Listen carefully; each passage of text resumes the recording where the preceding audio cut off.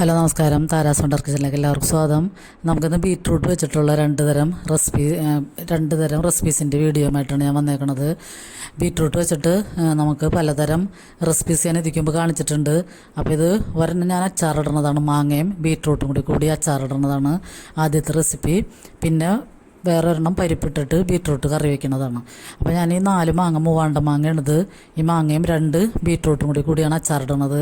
അപ്പോൾ നമുക്കിപ്പോൾ ഈ മാങ്ങയുടെയൊക്കെ സീസണായ കാരണം പിന്നെ അതേപോലെ ബീറ്റ്റൂട്ടൊക്കെ ഇഷ്ടംപോലെ കിട്ടും.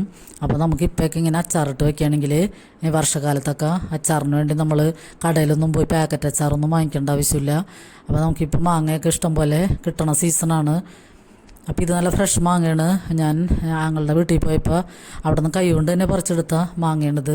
അപ്പോൾ ഫ്രഷായിട്ടുള്ളതാണ്, വാടിയിട്ടൊന്നുമില്ല. അപ്പോൾ അത് ഞാൻ തൊലിയൊക്കെ കളഞ്ഞിട്ടാണ് ഞാൻ ചെറുതാക്കി അരിഞ്ഞ് അതിലേക്ക് കുറച്ച് ഉപ്പും വിനാഗിരിയും കൂടി ഒഴിച്ചിട്ടൊന്ന് മിക്സ് ചെയ്ത് വെക്കുകയാണ്. കുറച്ച് മുളക് പൊടിയും കൂടി ഇട്ടിട്ടുണ്ട്. അങ്ങനെ മിക്സ് ചെയ്ത് വെക്കണതാണ് ചെയ്യണം. അപ്പോൾ ഞാൻ ഈ ഒരു ചോപ്പർ ഞാൻ പുതിയതായിട്ട് വാങ്ങിയതാണ്.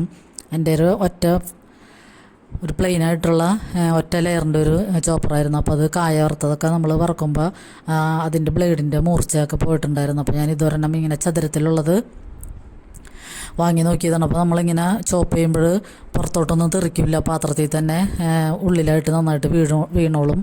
അപ്പോൾ ഇത് നല്ല ഉപയോഗമുള്ളൊരു സാധനമായിട്ട് എനിക്ക് തോന്നി. പിന്നെ നമുക്ക് എന്തെങ്കിലും കപ്പയോ കിഴങ്ങോ ഒക്കെ വറക്കണമെങ്കിലും കായൊക്കെ വറക്കണമെങ്കിലും നല്ല മൂർച്ചയോടുകൂടി കിട്ടുകയും ചെയ്യും. അപ്പോൾ ഇത് നല്ലൊരു ഉപയോഗമുള്ള സാധനമാണ് ഇങ്ങനെ ചതുരത്തിലുള്ള ചോപ്പർ.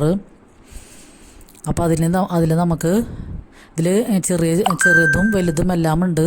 അപ്പോൾ നമുക്കിപ്പോൾ ഈ ബീറ്റ്റൂട്ടൊക്കെ അരിയണത് കുറച്ചും കൂടിയും അധികം തീരെ ചെറുതാക്കി വേണ്ട. അപ്പോൾ അതുകൊണ്ട് ഞാൻ വലിയ ബ്ലേഡ് ഇട്ടിട്ടാണ് ഇത് ചോപ്പ് ചെയ്തെടുക്കണത്. അപ്പോൾ 2 ബീറ്റ്റൂട്ട് നമുക്ക് ചോപ്പ് ചെയ്തെടുത്ത് മാറ്റിയിട്ടുണ്ട്. പിന്നെ ഞാൻ കുറച്ച് വെളുത്തുള്ളിയും പച്ചമുളകും അരിഞ്ഞ് വെച്ചിട്ടുണ്ട്, നന്നാക്കി എടുത്ത് വെച്ചിട്ടുണ്ട്.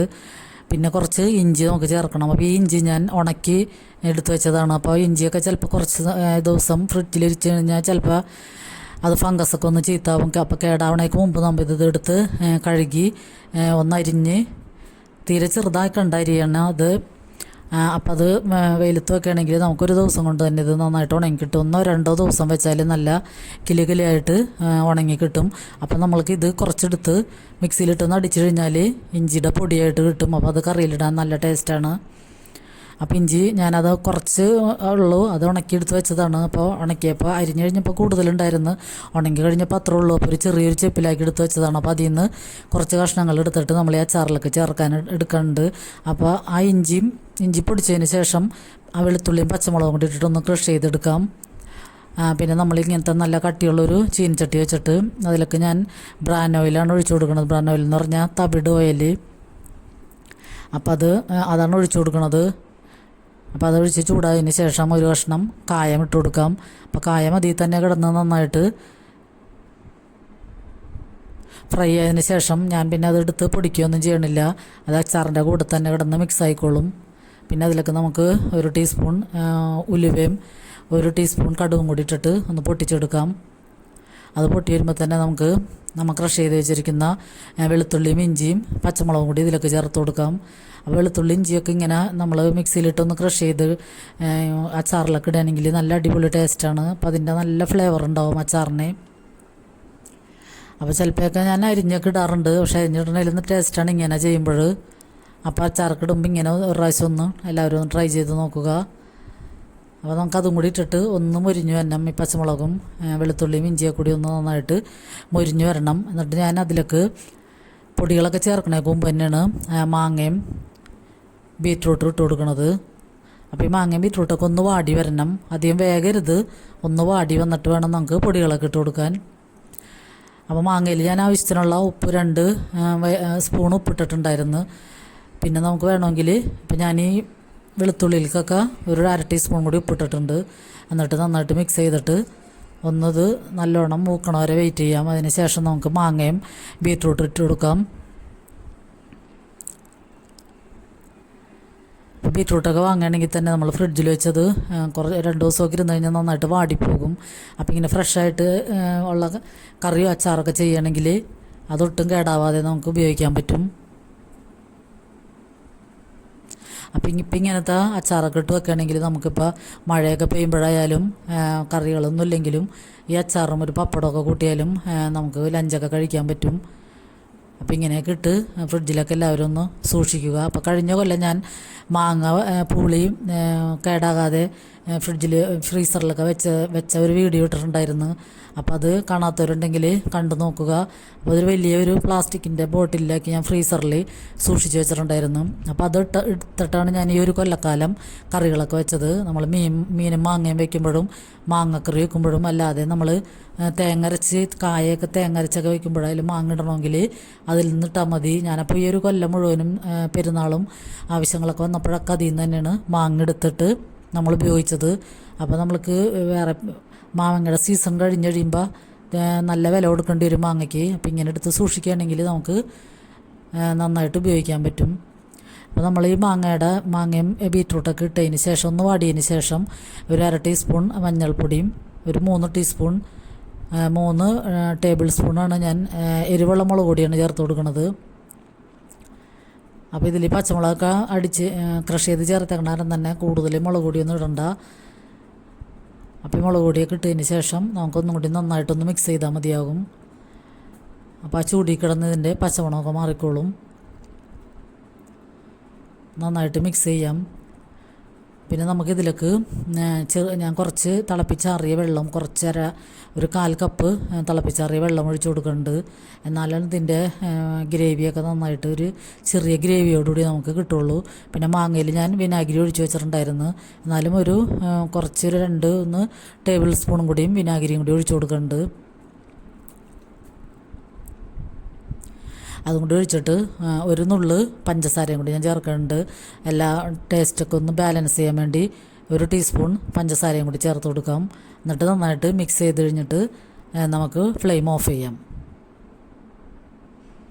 അപ്പോൾ നമുക്ക് പെട്ടെന്ന് ഉണ്ടാക്കാൻ പറ്റും. 2 മാങ്ങയായാലും 1 മാങ്ങയായാലും മാങ്ങ തന്നെ ചെയ്യണേലും നല്ലത് ഇങ്ങനെ ബീറ്റ്റൂട്ടോ അല്ലെങ്കിൽ വേറെ എന്തെങ്കിലും ഒക്കെ മിക്സ് ചെയ്ത് ക്യാരറ്റായാലും മിക്സ് ചെയ്തൊക്കെ അച്ചാറിടണമെങ്കിൽ നല്ല ടേസ്റ്റായിരിക്കും. അപ്പോൾ മാങ്ങയുടെ ഭയങ്കരമായിട്ടുള്ള പുളിയുള്ള മാങ്ങ ആണെങ്കിൽ അതിൻ്റെ പുളിയൊന്ന് ബാലൻസ് ചെയ്യാനൊക്കെ ഈ ബീറ്റ്റൂട്ടും ക്യാരറ്റൊക്കെ നല്ലതാണ് അതിൽ ചേർക്കണത്. അപ്പോൾ ഇതൊക്കെ നമുക്കധികം പൈസ ചിലവില്ലാതെ ഉണ്ടാക്കാൻ പറ്റിയ അച്ചാറുകളാണ്. അപ്പോൾ നമ്മുടെ ചൊറുക്കയും കൂടി ഒഴിച്ചതിന് ശേഷം നമുക്ക് ഫ്ലെയിം ഓഫ് ചെയ്തിട്ട് ചൂടാറാൻ മാറ്റി വെക്കാം. അപ്പോൾ ചൂടാറിയതിന് ശേഷം ഞാനിത് ഒരു ബോട്ടിലാക്കി ഫ്രീസറിൽ സൂക്ഷിക്കുകയാണ് ചെയ്യണത്. അപ്പോൾ ഇതൊക്കെ ആയാലും നമ്മളിങ്ങനെ ഫ്രീസറിൽ വെച്ചിട്ട് നമുക്ക് ആവശ്യമുള്ളപ്പോൾ എടുത്ത് താഴെ വെച്ചാൽ മതിയാകും. നന്നായിട്ട് ചൂടാറിയതിന് ശേഷം എടുത്ത് ബോട്ടിലേക്ക് അടച്ചു വെച്ചാൽ മതി.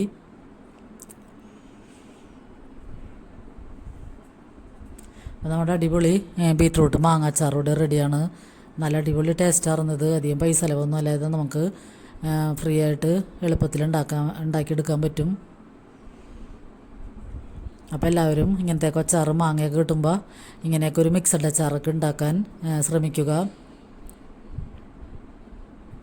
പിന്നെ നമ്മൾ ബീറ്റ്റൂട്ട് വെച്ചിട്ടൊരു കറിയും കൂടി ഉണ്ടാക്കാനുണ്ട്. ലഞ്ചിന് പറ്റിയൊരു കറിയാണ്. അപ്പോൾ ഈ നമ്മൾ മറ്റേ 2 ബീറ്റ്റൂട്ട് എടുത്തിട്ട് അതും ഞാൻ ചോപ്പ് ചെയ്തെടുത്തിട്ടുണ്ട്.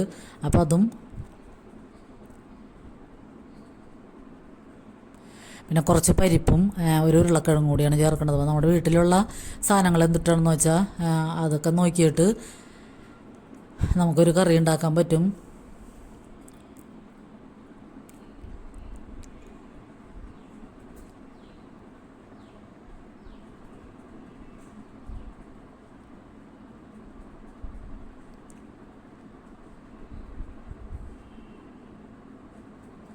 അപ്പോൾ ഈ അച്ചാറിൻ്റെ റെസിപ്പീസൊക്കെ എല്ലാവർക്കും ഇഷ്ടമായെന്ന് കരുതുന്നു. അപ്പോൾ എല്ലാവരും ഇതൊക്കെ ഒന്ന് നമ്മുടെ വീഡിയോ കണ്ടുകൊണ്ടിരിക്കുമ്പോൾ തന്നെ ലൈക്ക് ചെയ്യാൻ മറക്കരുത്. അപ്പം നിങ്ങളുടെയൊക്കെ ലൈക്ക് ഉണ്ടെങ്കിലാണ് മറ്റുള്ളവരിലേക്ക് നമ്മുടെ വീഡിയോ ഒക്കെ എത്തണത്. അപ്പോൾ നിങ്ങൾക്കിത് ഇഷ്ടമാണെങ്കിൽ ഫ്രണ്ട്സിനോ റിലേറ്റീവ്സിനോ ആർക്കെങ്കിലും ഒന്ന് ഷെയർ ചെയ്ത് കൊടുക്കാനും മറക്കരുത്. പിന്നെ നമുക്ക് കറിയുടെ പ്രിപ്പറേഷൻസ് എങ്ങനെയാണെന്ന് കണ്ടു നോക്കാം. അപ്പോൾ കുറച്ച് പരിപ്പ് ഞാൻ എടുത്ത് വെച്ചിട്ടുണ്ട്. പിന്നെ 2 ബീറ്റ്റൂട്ട് സ്റ്റോപ്പ് ചെയ്ത് വെച്ചിട്ടുണ്ട്. പിന്നെ ഒരു വലിയ ഉരുളക്കിഴങ്ങ് എടുത്തിട്ട് ഇങ്ങനെ ചെറുതാക്കി അരിഞ്ഞ് വെച്ചിട്ടുണ്ട്. അപ്പോൾ നമുക്ക് പരിപ്പ് അതിലേക്ക് ഒരു പകുതി ഭാഗം ചെറിയ സവാളയും 2 പച്ചമുളകും ഇട്ടിട്ട് ഞാൻ 3 വിസിലേപ്പിച്ച് വേവിച്ച് വെച്ചിട്ടുണ്ട്, ഉപ്പും കൂടി ഇട്ടിട്ട്. അപ്പോൾ പരിപ്പ് നന്നായിട്ട് വെന്ത് കിട്ടിയിട്ടുണ്ട്. അപ്പോൾ നമുക്ക് ബീറ്റ്റൂട്ടും ഉരുളക്കിഴങ്ങൊക്കെ ഒട്ടും വേവില്ലല്ലോ, അപ്പോൾ അതുകൊണ്ട് നമുക്ക് പരിപ്പിൽ കൂടി ഇട്ടിട്ട് ഒരു വിസിൽ കേട്ടാൽ മതിയാവും. ഒരു വിസിൽ കേട്ടിട്ട് വിസിൽ കളഞ്ഞാലും കുഴപ്പമില്ല, പെട്ടെന്ന് വേകും ഇത്. അപ്പോൾ പരിപ്പിൻ്റെ മുകളിലിട്ടിട്ട് കുറച്ച് വെള്ളവും കൂടി ഒഴിച്ചിട്ട് ഞാൻ ഒറ്റ വിസിൽ കേൾപ്പിക്കണുള്ളൂ. നല്ല അടിപൊളി കറിയായിട്ട് കിട്ടും ഇത്. അപ്പോൾ ബീറ്റ്റൂട്ടൊക്കെ തന്നെ തോരൻ വെച്ച് അല്ലെങ്കിൽ നമ്മൾ കറി വെച്ചൊക്കെ കൂട്ടുകയാണെങ്കിൽ പിള്ളേർക്കൊന്നും ചിലപ്പോൾ അതിൻ്റെ ചുവയൊന്നും പിടിക്കില്ല. അപ്പോൾ ഇങ്ങനെ പരിപ്പ് ഉരുളക്കിഴങ്ങൊക്കെ ഇട്ട് അല്ലെങ്കിൽ ഏത്തക്കായൊക്കെ ഇട്ട് കറി വയ്ക്കുകയാണെങ്കിൽ ബീറ്റ്റൂട്ട് നല്ല ടേസ്റ്റാണ്. അപ്പോൾ എൻ്റെ മോന് പരിപ്പിട്ട് വയ്ക്കുന്നത് ഇഷ്ടമാണ്. അപ്പോൾ അതുകൊണ്ട് ഞാനിത് തോരനൊന്നും വെക്കാതെ ഇങ്ങനെ പരിപ്പും ഉരുളക്കിഴങ്ങും കൂടി ഇട്ട് വെക്കാമെന്ന് വിചാരിച്ചിട്ടാണ്.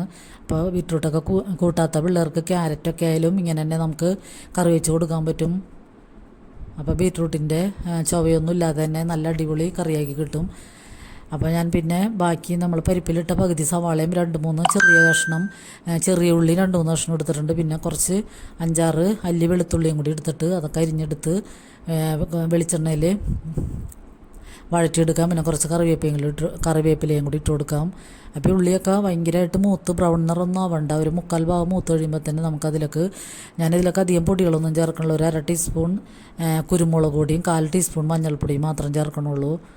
അപ്പോൾ അത് പൊടികൾ ചേർക്കണ വീഡിയോ മിസ്സായി. അപ്പോൾ മുളക് പൊടി ഒന്നും ഇതിലൊക്കെ ഞാൻ ചേർക്കണില്ല, നമ്മൾ പച്ചമുളക് ഇട്ടിട്ടാണ് പരിപ്പൊക്കെ വേവിച്ചേക്കണത്.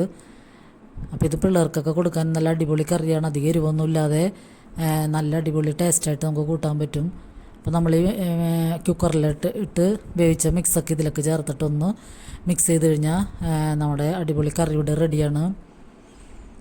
അപ്പോൾ ഇങ്ങനെയും നിങ്ങൾ ബീറ്റ്റൂട്ടൊന്ന് കറി വെച്ച് നോക്കിയിട്ട് ഫീഡ്ബാക്ക് അറിയിക്കണം. അപ്പോൾ ഞാൻ നേരത്തെ പറഞ്ഞതുപോലെ വീഡിയോ ഒക്കെ നിങ്ങൾ വീഡിയോ മുഴുവനും കാണണം, എന്നിട്ടൊന്ന് ലൈക്ക് ചെയ്യാനും കമൻറ്റ് ചെയ്യാനും മറക്കരുത്. അപ്പോൾ നിങ്ങളുടെ സപ്പോർട്ടിനൊക്കെ ഒത്തിരി നന്ദിയുണ്ട്. ഇനിയും എല്ലാവരുടെയും സപ്പോർട്ട് വേണം. അപ്പോൾ ലൈക്ക് ചെയ്താലാണ് മറ്റുള്ളവരിലൊക്കെ വീഡിയോ എത്തുള്ളൂ. അപ്പോൾ എല്ലാവർക്കും ഒരുപാട് നന്ദി.